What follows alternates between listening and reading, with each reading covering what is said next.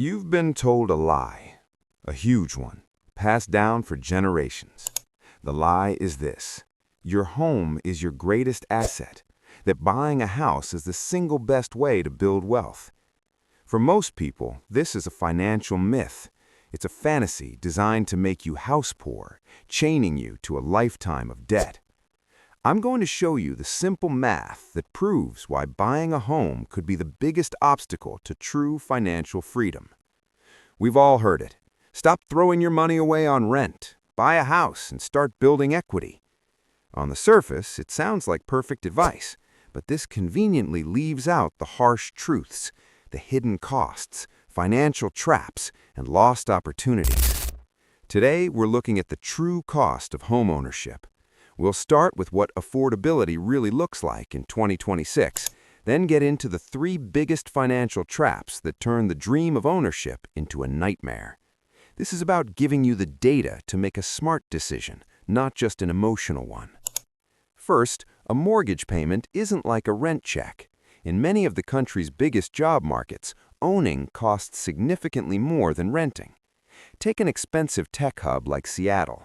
There, you might need an income over $190,000 to afford a home, but only around $87,000 to afford typical rent. That's a massive premium just to be a homeowner. To be fair, the story changes depending on where you live. A 2026 analysis from ATTOM data shows owning is more affordable than renting in about 57% of U.S. counties. This is especially true in the Midwest and South.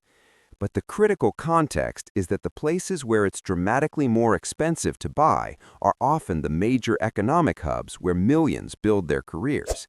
For many ambitious professionals, the dream has become a financial trap. And that mortgage payment? That's just the entry fee. The number on your mortgage statement is not the true cost of your home. The real costs quietly bleed your bank account dry. Let's break down the three biggest culprits. First, there's the maintenance monster. A common rule is to budget 1 to 2% of your home's value for annual maintenance. On a $400,000 house, that's up to $8,000 a year. This isn't for fun upgrades. This is for the inevitable repairs. The roof that starts leaking, the HVAC system that gives up during a heat wave. A new roof can cost $10,000 or more. When this happens to a renter, they make a call. When it happens to a homeowner, they drain their savings. Second, you have the tax and insurance trap. Unlike a fixed-rate mortgage, property taxes and homeowners insurance almost always go up. These rising costs are out of your control and can add thousands to your annual expenses without warning. And third, the HOA black hole. If you buy in a community with a homeowners association, you're signing up for another mandatory monthly fee that can increase unexpectedly. When you add it all up, cheaper than renting starts to look like a very different story. If this is starting to sound familiar, or if you're feeling a little shocked, do me a favor and hit that like button. It tells the algorithm to show this video to more people who need to hear it. This is the biggest, most overlooked trap: opportunity cost.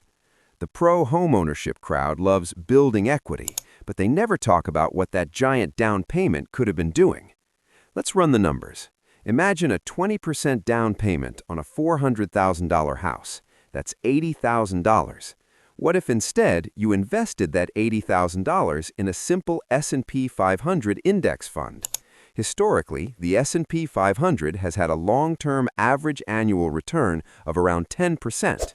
If you let that $80,000 grow for 30 years at that rate, it would become nearly $1.4 million.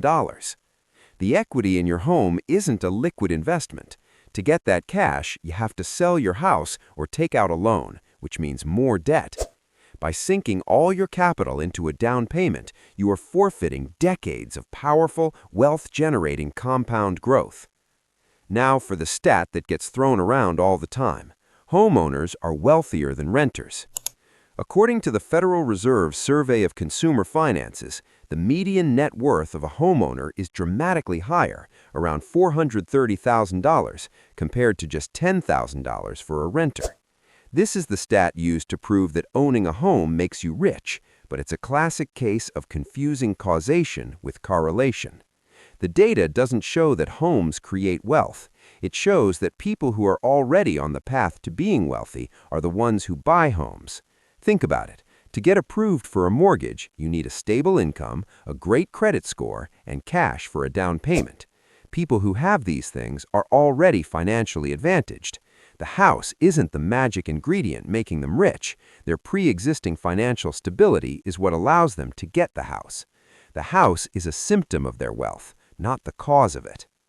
So, is buying a house always a terrible decision? Of course not.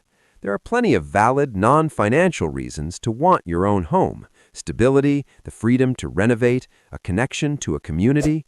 But don't let societal pressure bully you into a decision that could cripple you financially. The lie is that buying a home is a guaranteed investment for everyone. The truth is that it's a massive, expensive, and illiquid asset with huge hidden costs and opportunity costs. The smartest thing you can do is ignore the noise and run your own numbers. Calculate the true total cost of owning in your area versus the cost of renting. Be honest about what you could do with the money you save.